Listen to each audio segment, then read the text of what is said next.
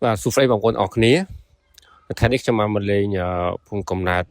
hỏi còn nó khơi trong phu ổn ọc ní muối nếu không dẹp pe bay khai chiêng cái lòng bộ ní cứ bỏ rọp bị khai đọc pi hoặc đọc khai buôn cái là khai buôn bỏ cái bị khai đọc pi tới cứ bay khai còn là cứ nước không bật đi cầm chuyện bọc phong dương chương trình không ai dương nâng trong cắt trôi chạm bầy chỉ mới bằng một cái thà khai đọc pi chlong cho khai muối dương cái thà chlong chạm thầm màyហើយmà saoនេះគឺយើងឆ្លងកាត់បនចូលឆ្នាំចិនមកតមកទៀតនៅក្នុងខែ4ខាងមុខយើងនឹងចូលឆ្នាំខ្មែរបាទក៏ប៉ុន្តែខ្ញុំចង់ហ្វូបងប្អូនមួយជាពិសេសបងប្អូនដែលជាគ្រីស្ទបរិស័ទថាតើពិសេសគឺបងប្អូនដែលកាន់គ្រឹះធិពោធិស្តង់តើបងប្អូនអរគ្នាចូលឆ្នាំតាមជំនឿពោធិស្តង់នៅក្នុងព្រះគម្ពីរបពុំឆ្នាំ54តើគីបស័តយើងគ្រីស្ទៀនយើងចូលឆ្នាំនៅខែណាបាទនេះគឺជាសំណួរមួយដែលភាគច្រើនបងប្អូនមិនគិតធ្លាប់បានសួរនឹងឆ្លើយនោះទេក៏ប៉ុន្តែភាគច្រើនបងប្អូនគិតថាឲ្យតែបននោះអែឆ្លងឆ្នាំថ្មីគឺគិតថាគឺជាឆ្លងឆ្នាំថ្មីរបស់ផងគ្រីស្ទៀនយើងកាតូលិកនិងពោធិស្តង់ផងដែរក៏ប៉ុន្តែខ្ញុំគិតថានោះគឺជាមិនមែនទេបាទប្រហែលជាចម្លែកបន្តិចសម្រាប់បងប្អូនអរគ្នាក៏ប៉ុន្តែសួរថាមាននៅក្នុងព្រះគម្ពីរទេដែលយើងរាប់ថាគឺជាឆ្នាំថ្មីឆ្លងឆ្នាំថ្មីឬក៏ផ្លេចយើងគិតថាឆ្លងសញ្ញាថ្មីបាទគឺខែ12ខ្ញុំគិតថាវាគ្រាន់តែជាការរាប់សម្រាប់ឆ្នាំថ្មីសករាជថ្មីនៅពេលដែលព្រះយេស៊ូវគ្រីស្ទជាព្រះម្ចាស់នៃយើងទ្រង់បានប្រសូតមកក៏ប៉ុន្តែបើគិតទៅតាមព្រះគម្ពីរព្រមទាំងរឿងរ៉ាវទាំងឡាយក្នុងព្រះគម្ពីរ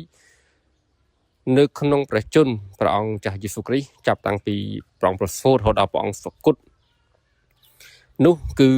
ព្រះអង្គទាំងអស់គ្នាគឺយើងស្ថិតនៅក្នុងគ្រាសញ្ញាចាស់នៅឡើយទេតតែព្រះអង្គម្ចាស់ទ្រង់ធ្វើពិធីបុណ្យជប់លៀងចុងក្រោយ The Last Supper ឬក៏ពិធីលាព្រះអង្គម្ចាស់ដែលព្រះអង្គទ្រង់លើកលែងថានេះគឺជាពេលនៃសញ្ញាថ្មីបាទនោះហើយគឺជាពេលវេលាដែលយើងកំណត់ថាគឺជាសញ្ញាថ្មីនេះគឺជាការយល់ឃើញរបស់ផងខ្ញុំនិងការកត់សម្គាល់របស់ផងខ្ញុំពីព្រោះមុនពេលដែលព្រះយេស៊ូវទ្រង់សុគតនៅជិតឆ្កាងថយរាប់ថយក្រោយគឺគ្រប់គ្នានៅធ្វើបុណ្យពិធីបុណ្យរំលងនៅឡើយទេដូច្នេះវាមិនទាន់រាប់ថាជាបុណ្យចូលឆ្នាំចូលនៅក្នុងសករាជសញ្ញាថ្មីនៅឡើយក៏ប៉ុន្តែចំណុចនេះបងប្អូនមានសិទ្ធិក្នុងការសម្រេចចិត្តក៏ប៉ុន្តែតាមការយល់ឃើញរបស់ខ្ញុំគឺចាប់តាំងពីពេលដែលព្រះយេស៊ូវទ្រង់មានប្រជញ្ញរស់ឡើងវិញទ្រង់សុគតទ្រង់មានប្រជញ្ញរស់ឡើងវិញទើបរាប់ថាជាសញ្ញាថ្មីសករាជថ្មីហើយពិធីបុណ្យរបស់ផងព្រះយេហូវ៉ាចំនួន4ត្រូវបានសម្រេចបាទហើយនៅពេលដែលព្រះយេហូវ៉ាទ្រង់យាងមកសន្ធិដ្ឋលើពួកសិស្សចំនួន120នាក់នៅថ្ងៃបុណ្យទី50នោះទើបពិធីបុណ្យទាំង4ត្រូវបានសម្រេចចប់សពគ្រប់តែម្ដងដូច្នេះឆ្លងកាត់រយៈពេលប្រហែលខែនេះដែលបងប្អូនគាត់ថាយើងមានឆ្លងកាត់3-4ឆ្លងឆ្នាំតើមានបានសួរទេថាក្នុងនាមយើងជាគ្រីស្ទបរិស័ទក្នុងគណៈនៃការជំនឿពុទ្ធសាសនាតើយើងចូលឆ្នាំមួយណាឲ្យពិតប្រាកដបាទនេះក៏តែជាចម្ងល់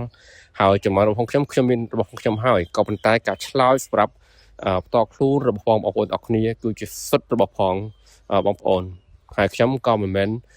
នាំមកដើម្បីនឹងកំណត់ថានេះគឺជាគោលនយោបាយថ្មីឬក៏